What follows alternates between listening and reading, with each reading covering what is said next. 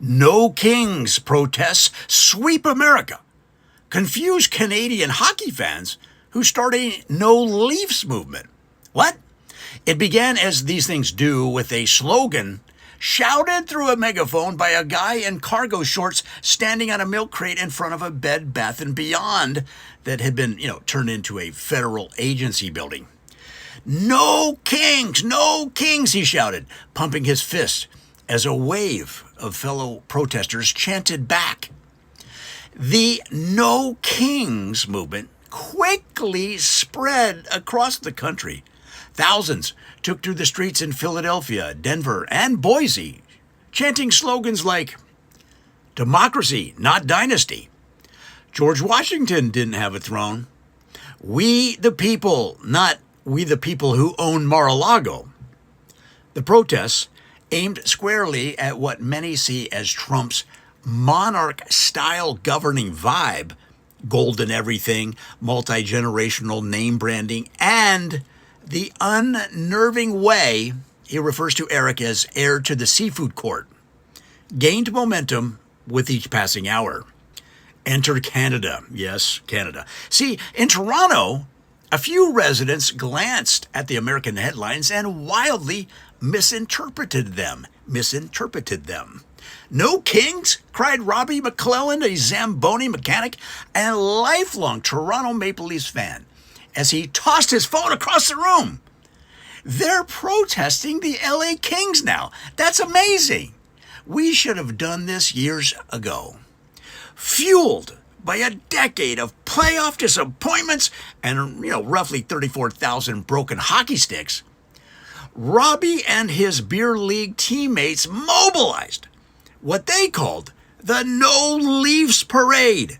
It marched solemnly down Yonge Street with signs like, "Leafs out of my life," and "I'd rather watch curling," and "No cups, no mercy."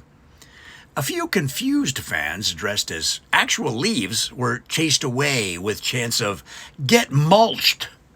Meanwhile, back in Los Angeles, a group of disgruntled Kings players caught wind of the original protests and staged a counter-protest in full gear. Defenseman Leon Van Strudel held up a handwritten sign that said, "Not about us?" while the team's backup goalie shouted, "Why is everyone mad at us?" When asked for clarification, one No Kings protester in Boston explained, "We are not mad at the hockey team, the Kings. We're mad at the guy who wants to be king of America." To which Robbie up in Canada replied from his lawn chair in Toronto, "Same, buddy, same. But also, Auston Matthews missed an empty net in Game 6, and I'll never forgive him."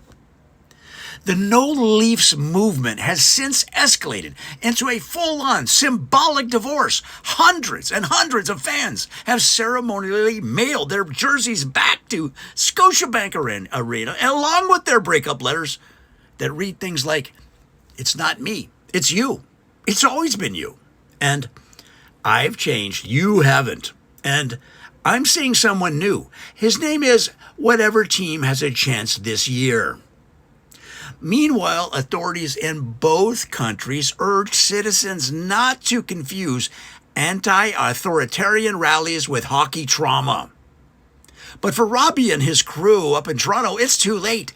"I don't care who started what," he says. "America can have their Trump protests. We've got decades of emotional baggage, and we're finally purging it." He then held up a Molson and toasted to his new favorite team, who's ever playing the Leafs next week.